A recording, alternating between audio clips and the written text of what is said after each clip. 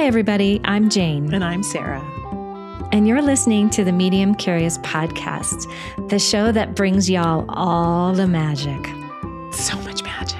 So much magic. Yes. We have Perdita Finn, the author of Take Back the Magic, Conversations with the Unseen World. And we're with her today on the eve of her book launch for her new book, Mothers of Magic, Summoning the Wisdom of Our Ancestors.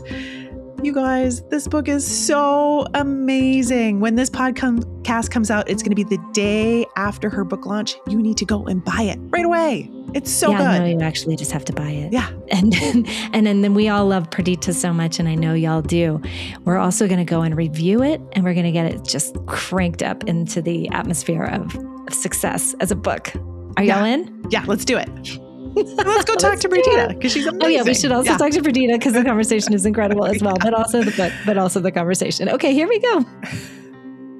And I feel like the dead have organized that because I'm in such a tizzy, and the two of them just make my heart and soul feel so held, and I feel so at home. I just want to cry. Can I just take a moment? Like it almost feels like by design, like you were the two people I needed today, and I just thank you so much. Oh. Yep, I'm going to cry. If you want to cry, I think crying is fair. I feel spirit around us in such a huge way right now. Like my body is full body chills at the moment. It's just such an honor to hear you say that, Perdita. Like, I think I might just fall down because I have so much love and respect for you and the way you walk in this world. And your writings are medicine, and they're just medicine. And this book is critical for this moment. This motherless moment, right? Yeah. So to be here with you on Book Eve is like, well, I think we can just jump in. Thank you so much for joining us. It's truly, like I said already twice, and I'll say it 8 more times, an honor. And I just, your book is exceptionally stunning. And I don't even know, like I just said, it's needed. I had no idea how people were going to react to it. I don't even know if I wrote it. So as you say that, like it feels largely channeled to me. Mm-hmm. It just feels like it comes from the earth. It really does. It comes from the ancestors. It comes from the mothers. It's just so, it feels channeled. Thank you. But it's also you. Like, it's so you. Like, your stories and your way, and you're like, this the way you. Yeah, I have so many things to say about that. What do you want to say on Book Eve, Perdita Finn? I have prayers. I mostly, when I feel anxious, I pray. And so I'm anxious and I'm praying. And I found myself, it was really interesting. We had a really healing family gathering yesterday, and I write in the book about the forget-me-nots in my yard that grew. My grandmother brought a sprig of forget-me-nots from England to America, and my mother grew a whole yard full of forget-me-nots at our house, and I took one sprig from my mother's yard, and now I'm in a sea of blue, if you could see it, and they're blooming right now, and it doesn't feel, they're blooming 3 weeks early, and it feels like divine timing. It feels like my grandmother surrounding me with this mantle of blue, and I feel very close to my grandmother in this, and her story, and her redemption as a person. And so I guess I'm offering it to her today. Oh, that's so beautiful. That was like one of my favorite parts of this book. Your grandmother's name is Nellie. Is that right? Yeah. Yeah. And you got to know her really, truly through reading her diaries, right? Yeah.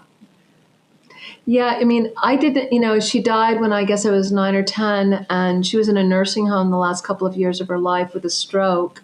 So I really knew her only as the stroke victim who never spoke, or did spoke occasionally. She was paralyzed on her whole right side.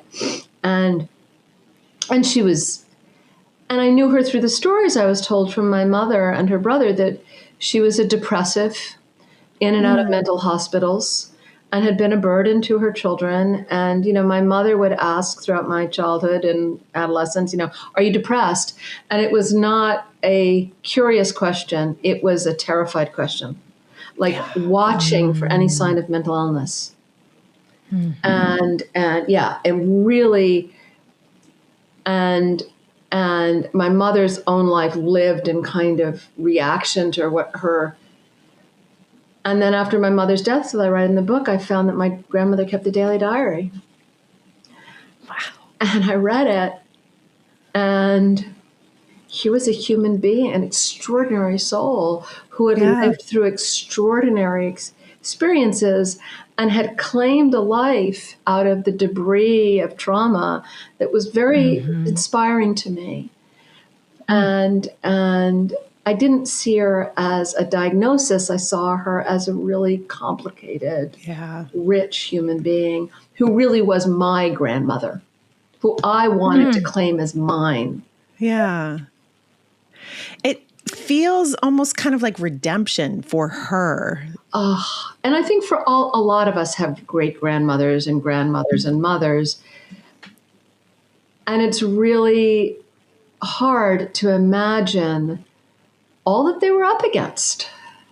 Yeah, absolutely. Yeah. And how silenced too, though, how silenced. That's what really struck me reading that whole story of Nellie was she was cornered and she was silenced. Cornered and silenced. Yeah. And here she's alive in your book. Here she's alive in your voice. She's alive in your day.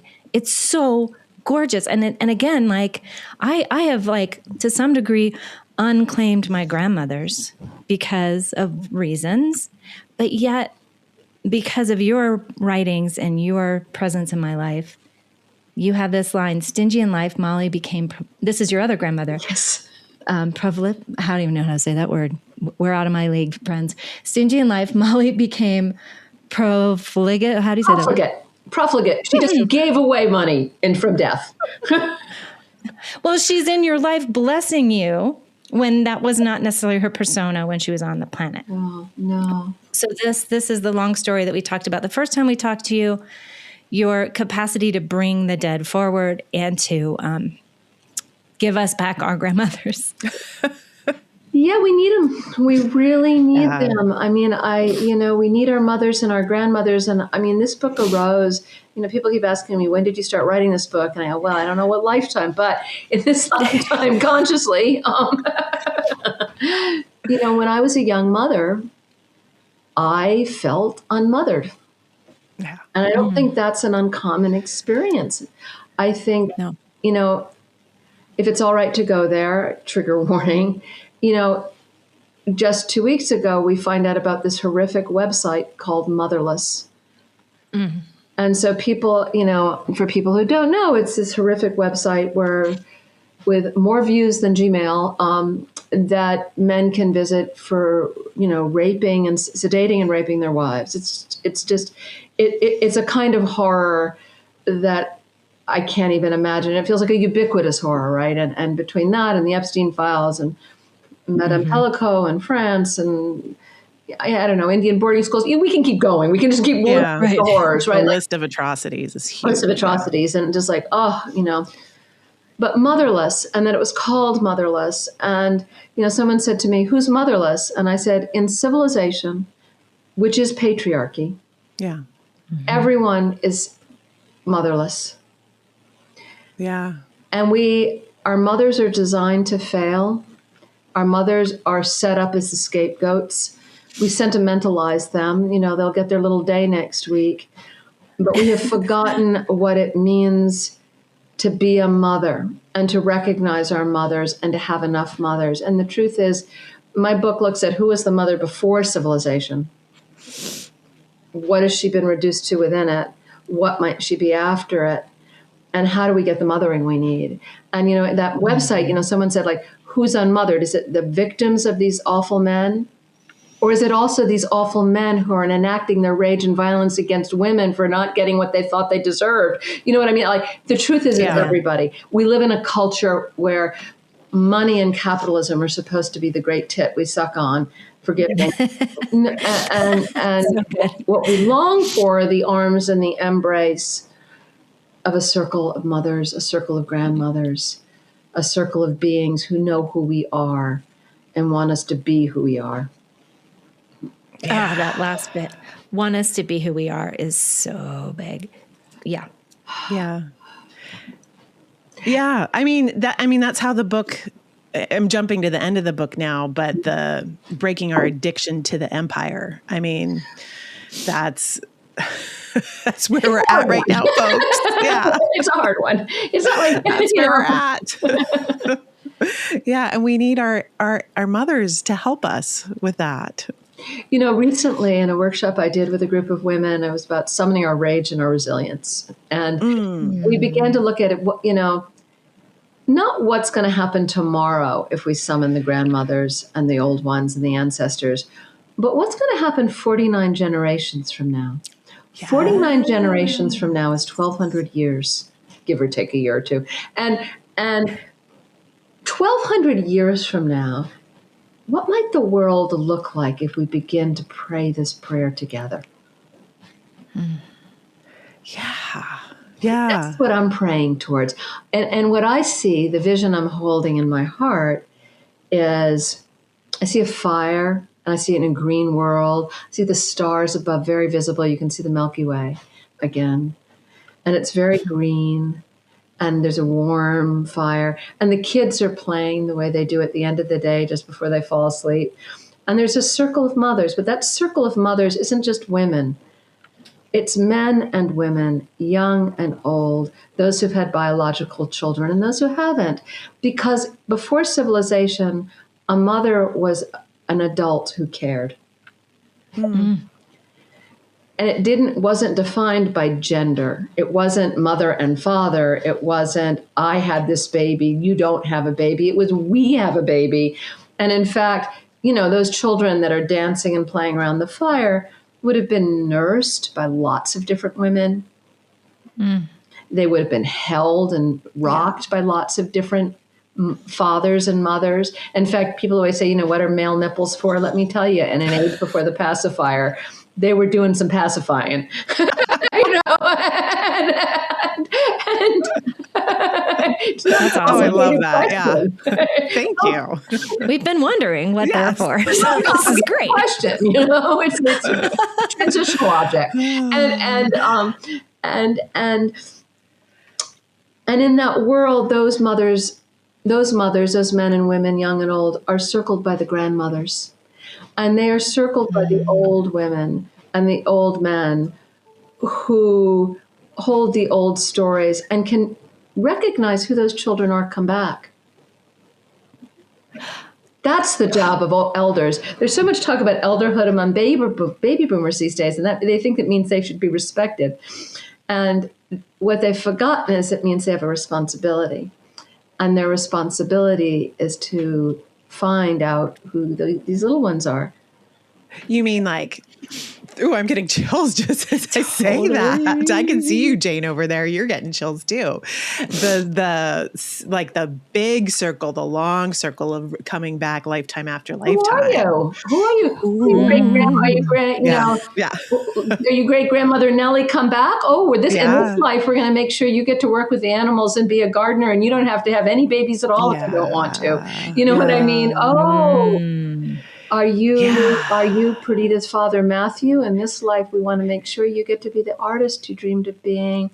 You don't have to go out and make money and buy a house and be unhappy. How about you just get to make art? And all of those experiences that are needed for the soul. Yeah, and to recognize, like, and why do I do this work? Because I want to be recognized when I come back.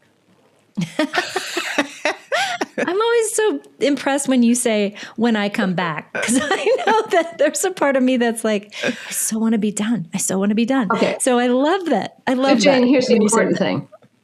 You don't have to come back to the same life. Yeah. For sure. Maybe you even have to come back as a human being. If you need to take a break as a bear, a seal, a hummingbird, an oak tree, you do that. Okay. You do you, girl. Okay, you do you. Okay, I'm feeling bear, but okay. What do you come back as? Yeah, I think somewhere between a tree and a bear, and maybe a combo platter. Yes, something a little more stationary How with about less a bear who responsibility. gets to sleep inside the roots of an oak tree deep in the that mountain, sounds held lovely. by the crystals? With the Lots of crystals sleep in the cave. Oh, in the cave, the mountain around you, hearing the heartbeat of the earth and the mountain all winter long. And then Who you else is wake cheered up up by and this? there's some trash can and you can have some potato chips. I had a bear last night at my house. I feel you know me well, Perdita. I'm a bear person, Jane. We in our family, we call ourselves bear people, and we've really been feeling deeply into it, and we don't like we call ourselves that, knowing that means we want to be bears with each other. We want like if you said to me, "Yeah, you're all coming back to each other next life, but you're going to be bears," I'd say, "Hot damn!" You know. Yeah. I had a dream one night, Jane. You'll like this. I had a dream one night, and I was swimming along the ocean, parallel to the shore, and there were high cliffs and dunes, and the surf, it was ocean surf, was really rocky, white caps, and it was hard swimming, right, against the current. And I looked behind me to check on my son, who was swimming behind me, and to see he was okay. And as I look behind him, I think, he's 2 years old, he's fine, stop worrying. I woke up from this dream, and I thought, that's crazy. What 2-year-old could swim out deep in the ocean? My son, who was the captain of the swim team in college, is a really, really good swimmer. But at 2, I wouldn't have been going to let him be alone in the pool. You know what I mean? Right. So I told him this story. I said, "What do you think it means?" He looked at me like I was so dumb. And he said, "Oh, Mom," he said, "that was when you and I were SEALs together." Oh. More chills. Oh my gosh. Yeah. Right. Perfect. And I think being kin with people, family, we've forgotten what family does for each other, and that we're always helping each other remember who we are. Yeah. My SEAL son. Okay. And he knows me. You know, my husband always jokes. He says, because I love to take baths. I take lots of long, hot baths all the time. And he jokes that he has to keep my seal skin hidden in the attic because otherwise I'll go back to the ocean. But he jokes about it. But my son knows I'm a SEAL. Oh, I love that. But we're also all bears, too. We are bears. Well, Jane and I did a shamanic journey together. Did you? And Jane will be like, "Okay, what animal did you get, Sarah?" And then we both like, "I got a bear." We both got bears. Do you want me to tell you how? Okay. Can I talk about bear people for a minute? Because I really I'm so into bear people. And I've got somebody you got to interview if you're bear people. Okay. But, so anyway, I've thought a lot about when people call themselves the bear people, the deer people, the salmon people, whatever.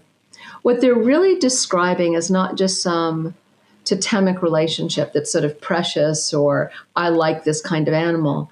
What they're really talking about is soul memory.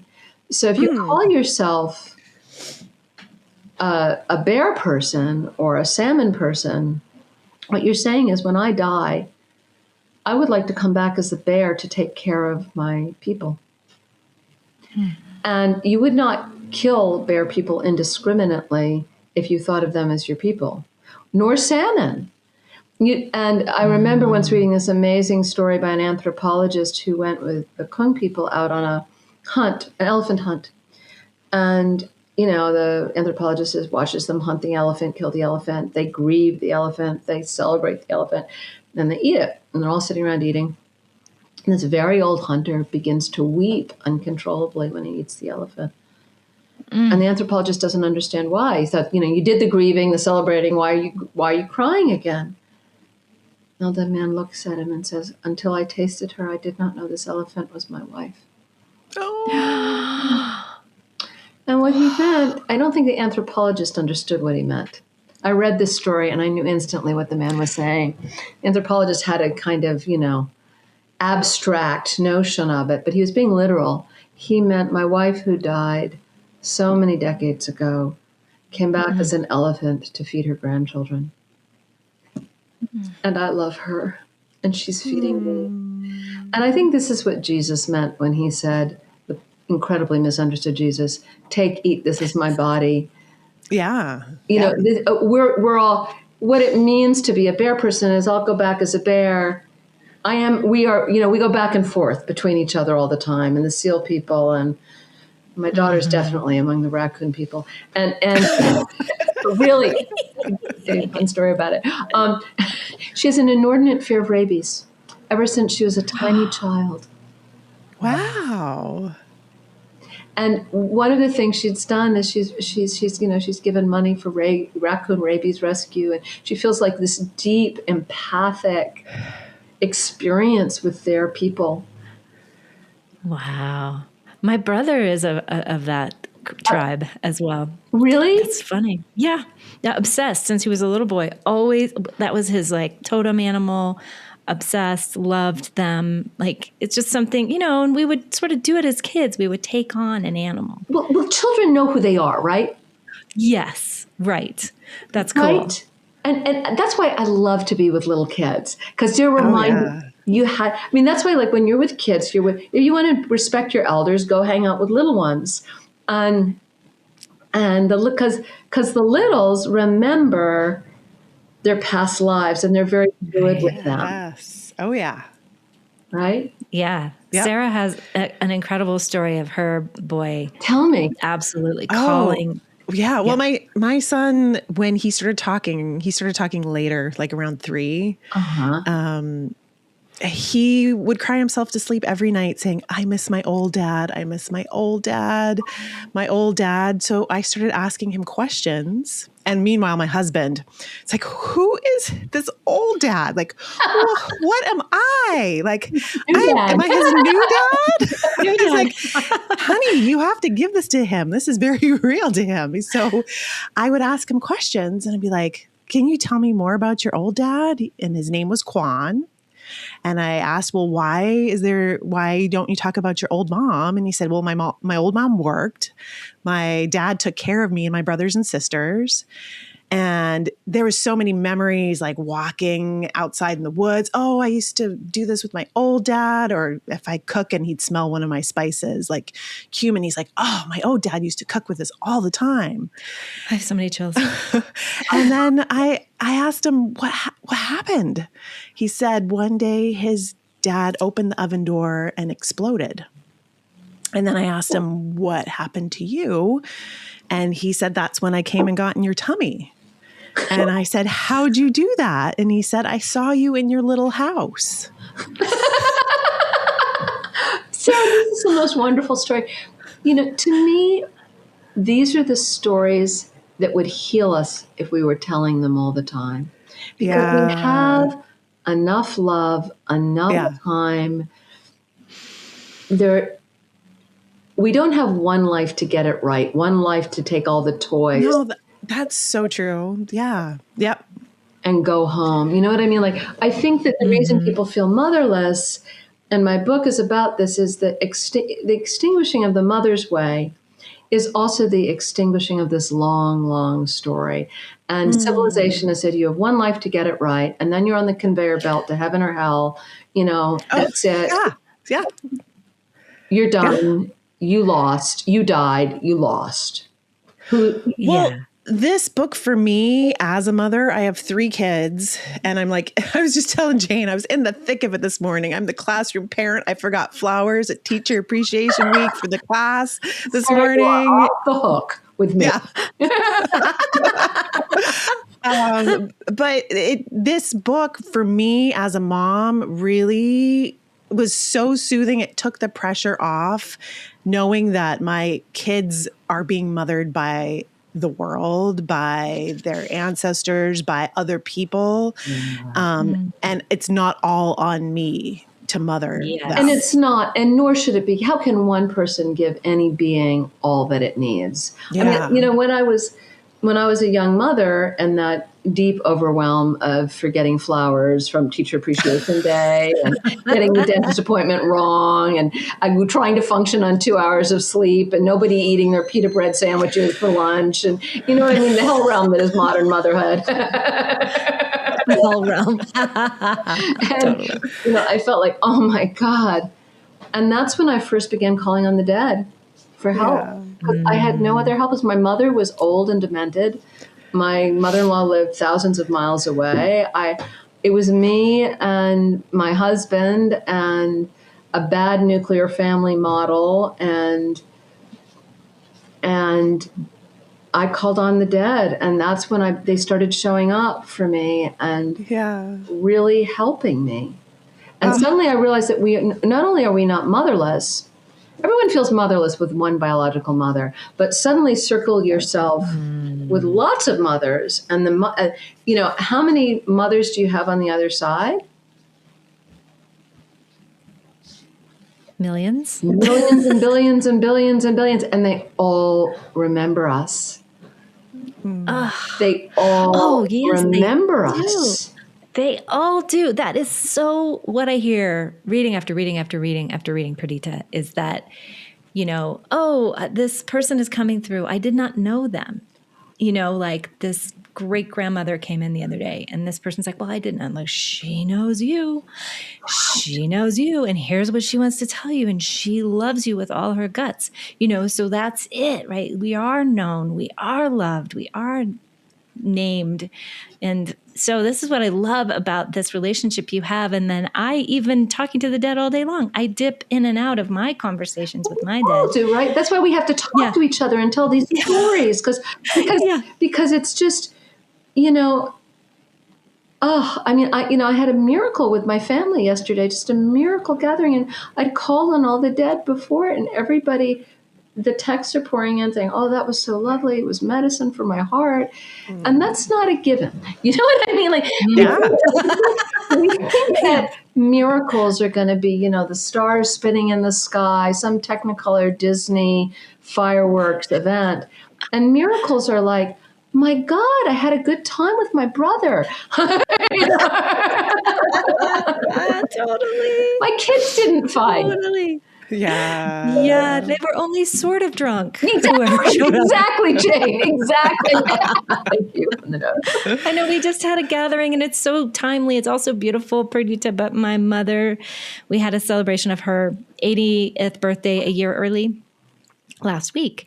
And I saw the ancestors come and I looked around and there was my dad and there was his mom and there was her mom, and it's real. They show up for those events for sure. But you called them in. And so I love that. It's such a good note to all of us. Well, I call them in all the time, and I call them in every day. And I call, you know, I mean, I try to call them in and remember them and think about them. And the adversities and troubles and the knots in my life are always an opportunity to remember somebody else. You know, it was so funny. My daughter had a dentist appointment she was dreading the other day. I mean, she has a lot of problems because she has a physical condition that makes her impervious to Novocaine. So she had a lot of dental trauma as a child because the dentist didn't believe her when she said the Novocaine wasn't working. Oh no. So she's dreading going to the dentist, and then she hasn't been to the dentist, so she thinks she's got a million cavities. You know what I mean? You know, so the whole thing. And I thought, who can I call on? And I remembered my childhood dentist, Dr. Briggs. He had a goatee, and he had painted clouds on the ceiling, and he would give you happy gas and fun music. I mean, it was a kind of psychedelic experience to go to the dentist. And I loved it. You know, and he was really nice, and he had really nice kids, and they were like, he was just a really nice person, Dr. Briggs. And I was thinking about him, and I said, Dr. Briggs, I haven't thought about you in so long. But, you know, I don't have any dental trauma, and I also don't have any cavities. And and so you were doing something right, and just help my daughter have a really good time. That was my prayer that morning. The next thing I know, my daughter's calling me up, and she said, oh, Mom, this new dentist is fantastic. He says my teeth are great. I'm doing so well. And he knew all about my condition, and he had all these ideas about how to manage it. And that doesn't seem like a miracle. But it was But my it miracle. is. And for me, I suddenly felt this wellspring of gratitude to lovely Dr. Briggs, who showed up as one of my mothers. And on the eve of Mother's Day, let me say that my mothers are men and women and plants, animals and trees. And in the book, I really try to talk about, when we confine motherhood to a single biological reality, we lose out all of these different mothers in our lives, right? Yeah. Yep. Yep. Yeah. Can I share a little bit about your book, a story that I read? Okay. So just more to the point of everybody mothers us. And I think you were, coming to terms, preparing yourself for taking care of your mother who had just gotten a really hard diagnosis. Yeah. And you went on this expedition that you had really prepared for. And yet you were so terrified on a rock face mountain, kind of just hanging there. And you were mothered by the climbing guide. 21-year-old young man was the best experience of mothering I've ever had. Yeah. Oh, wow. So what happened was I went on this wilderness survival trip in my 20s, in my mid-20s. And I trained for 6 months ahead of time. I'd never done anything physically challenging before. I was kind of the last kid chosen in gym kind of kid. You know what I mean? And so I do. I know that. I knew we had something else in common. I guess it's a bear thing. It's a bear thing. I don't think we should take it too personally. Well, they shouldn't have picked one with hang legs like that. So anyway, I decided I wanted to challenge myself, and it was a very profound experience for me, and in many ways, but I didn't think through the fact that there was rock climbing, and I have an inordinate fear of heights, like a psychotic fear of heights. Okay. And so it was bad enough with the bouldering, but like on the fourth day there, we climbed this mountain that was really high, and we got overlooking this vast valley. And then there was a sheer rock face going up. I'm not good with the numbers, but it felt like 10 million feet to me. Okay. Whatever. And it seemed like a sheer rock face. And this feeling of just like, I hate not just heights, but the feeling of kind of vast emptiness. And yeah. Everybody scrambles up, the gym teacher, the old lady, everybody goes up. And there's me, and I start to climb. And it wasn't that it was physically hard for me. I had the physical skill to do it, but I was shaking so hard and so scared that I got about halfway up, and I had such a panic attack that, I'm not somebody who often, in those days, I was not someone who cried in public. I was raised by an English mother. Suck it up. And I had a full out bawling. As I said in the book, my prayer was that I would have a heart attack and then have to send in a helicopter to rescue me. Yeah. That would be the best. That would be the best. Easiest. Yeah. I wasn't going down. I wasn't going up. And the 21-year-old man who was the rock climbing instructor, who was not our regular instructor, he'd shown up just to help us with this climb. Everybody was cheering me on. You can do it. You can do it, girl. And it was like every cheer made me go, bleh. Yeah. And finally they stopped. And he was very quiet. And he said my name. Perdita, look at me. I looked up. And he said, I'm going to tell you to do something. And I was on a belay to him. He was way far up above me. A rope attached us to each other. And he said, I want you to take your hand off the rope. I said, I can't do that. He said, one finger at a time. Take a finger. Finally got my hand off, both hands. So he said, I'm holding you. You can't fall. No. I'm holding you. Can you feel me holding you? He said, do I look like I'm struggling? No.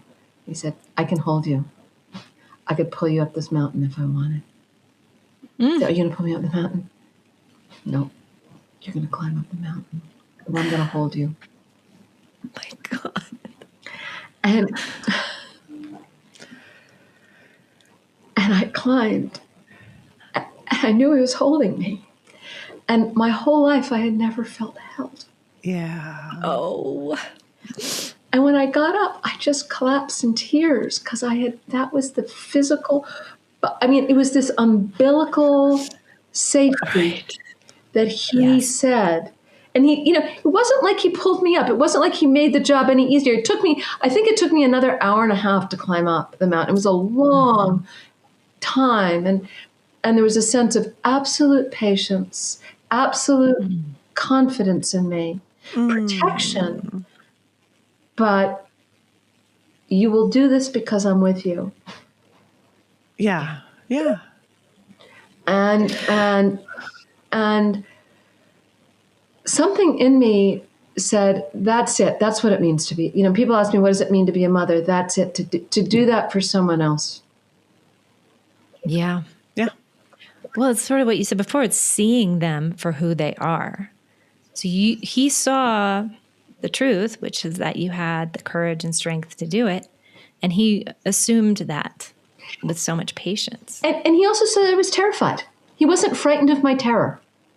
Right. Yeah. You know what I mean? Like impressive. everybody else was frightened of how scared I was. Yeah. Sure. That makes sense. And he needed me to feel into my terror a little bit. You know what I mean? Yeah. And to let me know, like, it's okay. Yeah, you're scared. That's why I'm here, because you're scared. Yeah. And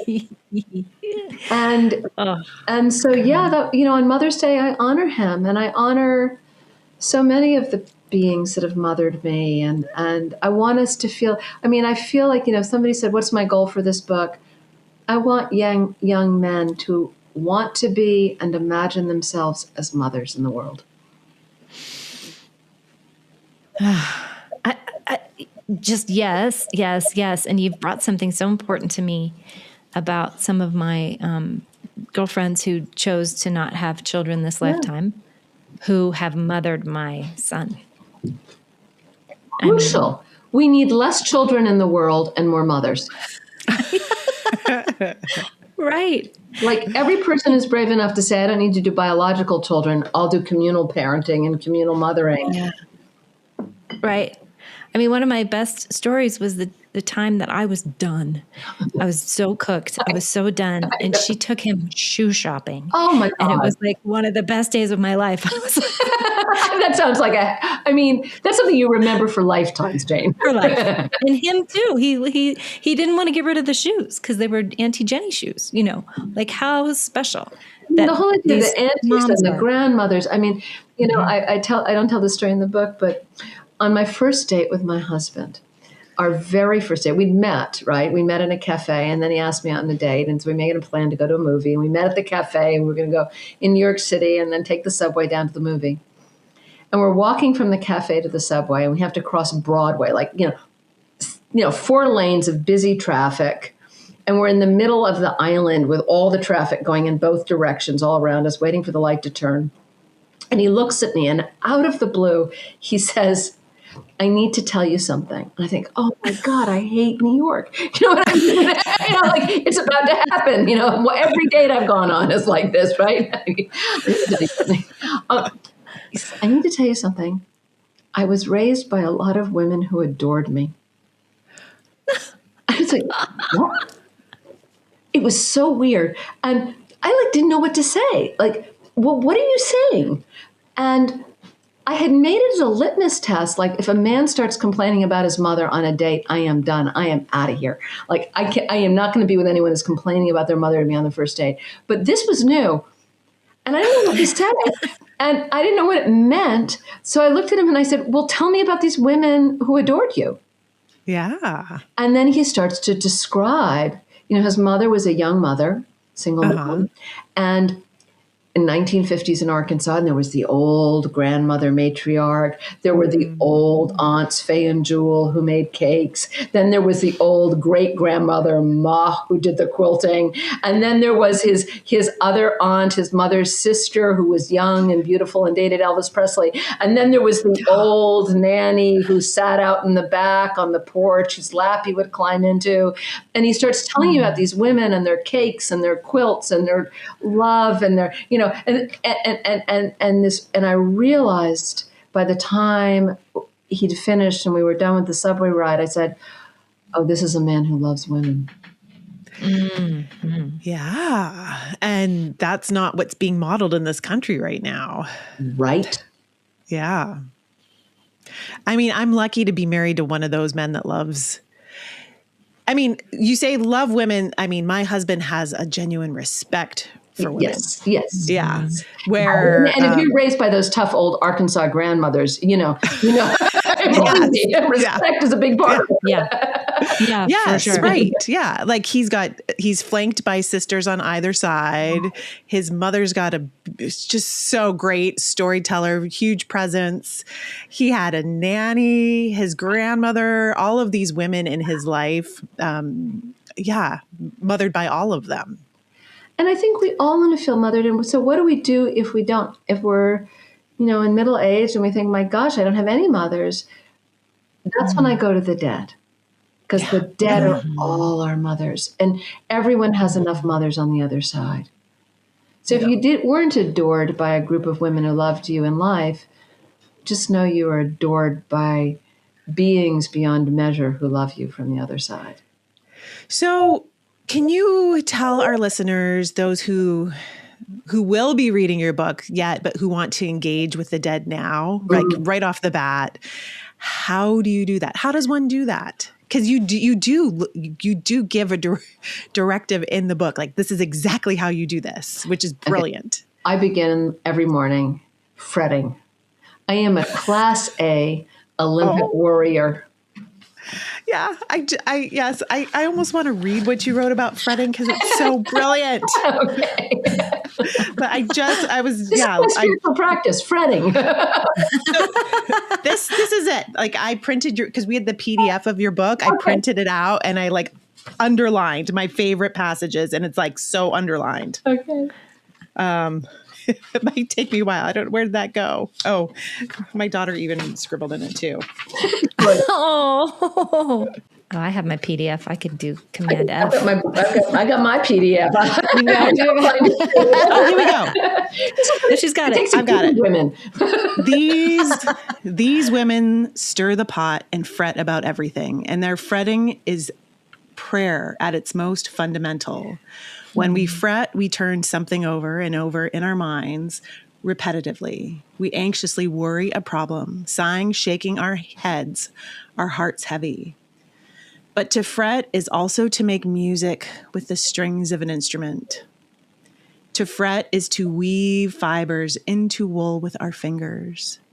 Our fretting can be creative act as we untangle knots, wear away problems, spin new possibilities into being, and bring forth a new song. Our busy, fretting minds are also creative, imaginative minds, turning straw into gold. Oh my gosh. Thank you for reading that. Oh, yeah. Being worried about, so I begin the morning with all my worries, and they're today's worries, the dentist appointment. Yeah. Okay. And then they're the longer term worries. Like, I hope my book does well. My book is coming out tomorrow. So what do? I call on my team. I have a team for my book. So, I have a marketing team on the other side.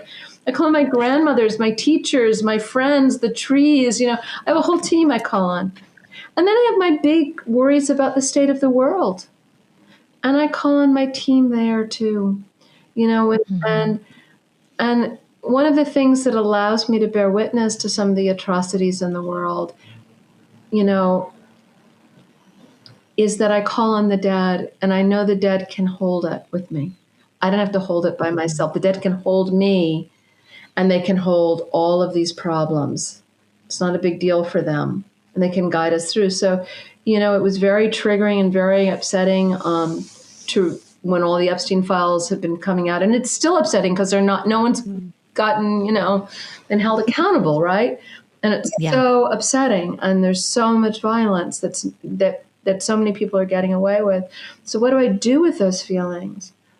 Well, I pray to Virginia Jeffrey, who gave her life to bear witness, and I pray to the children and the young people who died at the hands of these monsters, nameless. And I pray and say, I don't know your names, but I know you're there.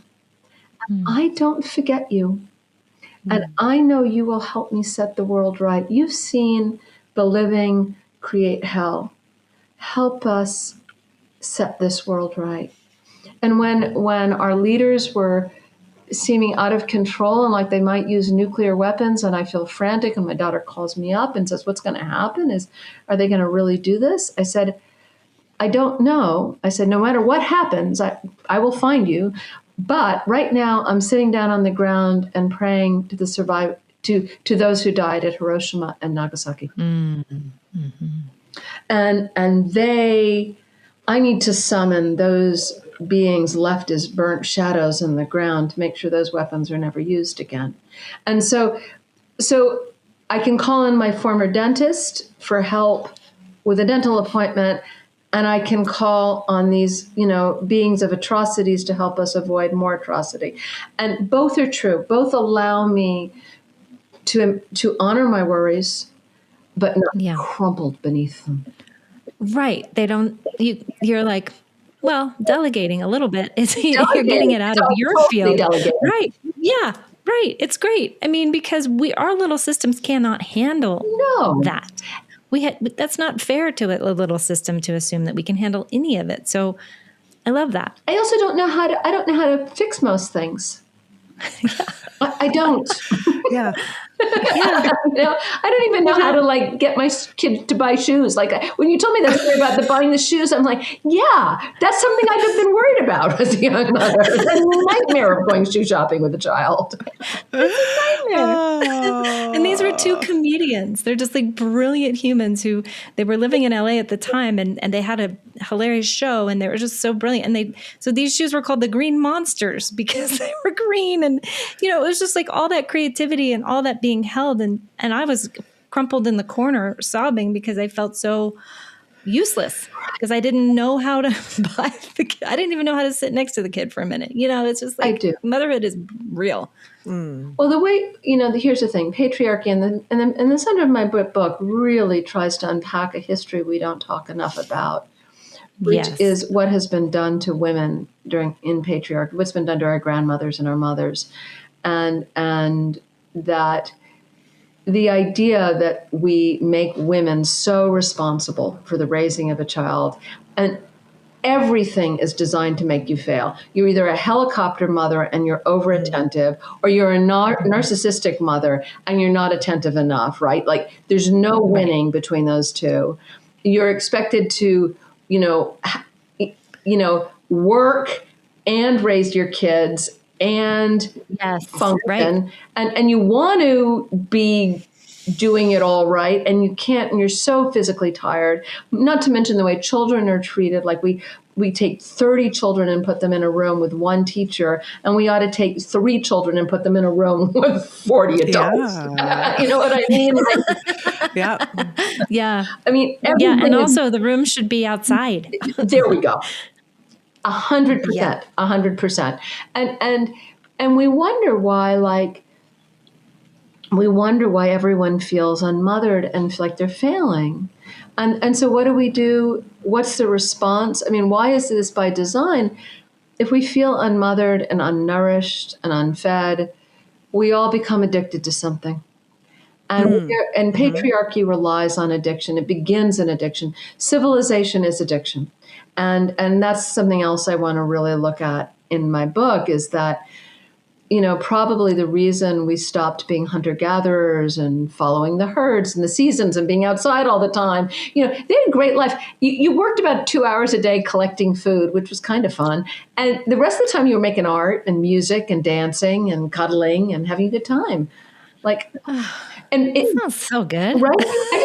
I read a lot of paleoanthropology too, by the way. I read a lot of this stuff because I'm really curious about it.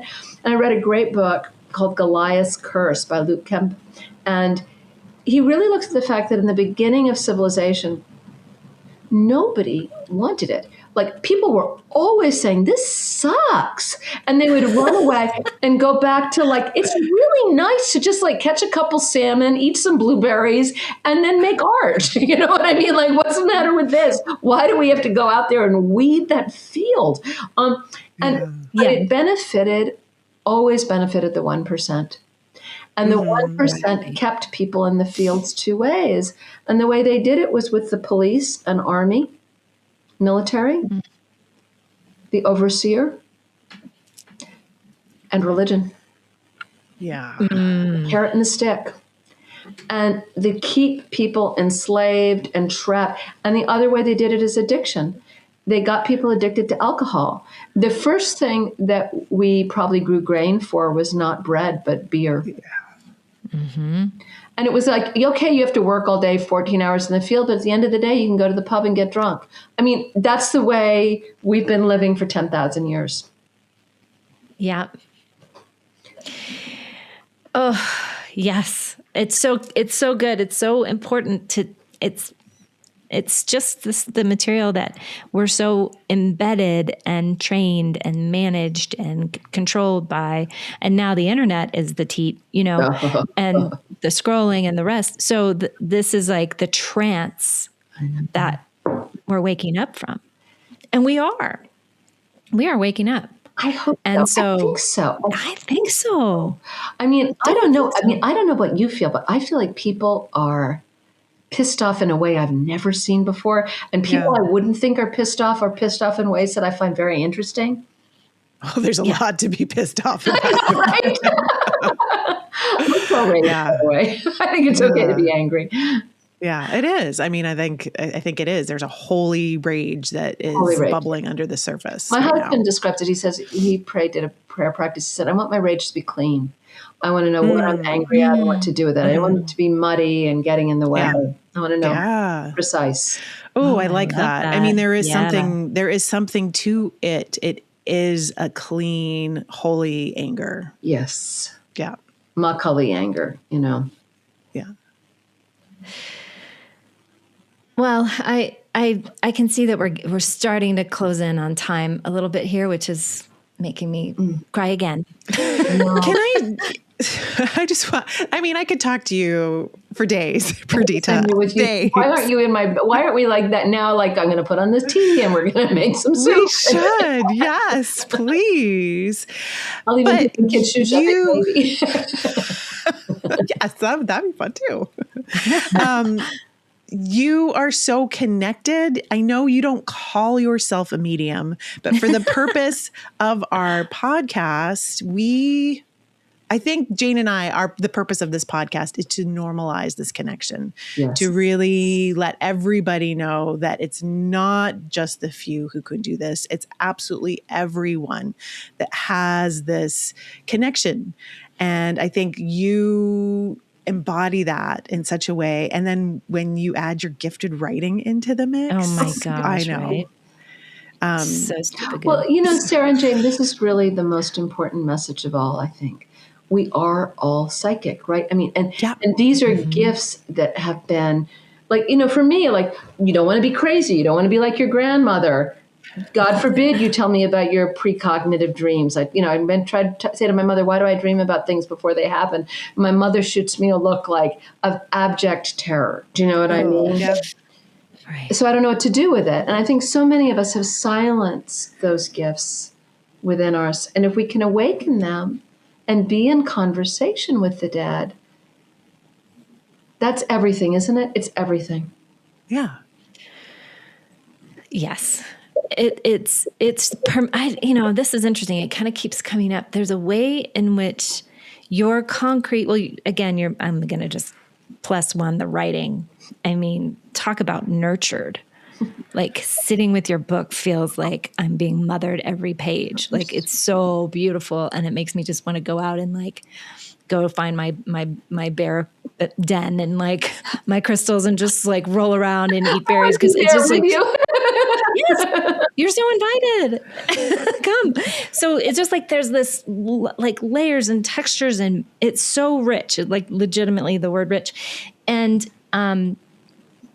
the way in which we need that, and that's why I started this our conversation today with everyone needs this book right now, and like I can't wait to get the copy, like the in my hands. I'm sure you're the same, Sarah. You're just going to take your highlighter and go back into that. I know. Copy yet? No, I've got Send the your PDF. addresses. You don't buy it. I'll get you complimentary copies. Oh, honey, we'll buy it. We'll buy it, We yeah. want you to have all the money. Yes. We want you to have all the I money. think I get $1 of the books. Actually, the publisher gets $1. Just so you know. But I have a question that's so silly and somewhat practical. The last time we met, you said that you called on this art teacher for the cover of that first book, or not the first book, of that particular book. Did you do it again? Because the cover of this book is stunning. It is so gorgeous. I did. And you want to know something? The cover wars. You know, I also kind of became Baba Yaga during the cover wars of this book. You know what I mean? Like the cover wars. I was really blessed. I was calling in a whole team of people for help with the cover. And I got turned on to this incredible artist. Her name is Sarah Jarrett. And go to her website, okay? Every piece she does is like, I love her art more than anyone I've ever seen in my life. And so I went to my publisher. I said, please, can we use this artist? And they said, yes. Oh, nice. And she does her work. Just go look. Sarah Jarrett, she's British. Oh my God, follow her on Instagram. She's just bringing through the divine feminine and the earth in ways that are just ecstatic. Oh, yes, ecstatic. So yeah, I was really happy with the cover and the colors, and the design team at Running Press did a beautiful job, I thought. But yeah, yes. I mean, this is the thing that happens for me, is like a moment that could be a knot, an obstacle, a problem, a rift, becomes an opportunity for magic with the dead. Oh my gosh, Perdita, that's brilliant. I just put out a solo episode talking about that exact thing. It's like, if it's a problem, that's a chance. It's a chance. That's it, right? To get help, ask for help, call on, and I didn't say it as precisely as that. Call on the crew. And I just point at it. Y'all fix this. Y'all gotta fix this. Yeah, and there are problems that I've been calling on for a long time that haven't been fixed yet.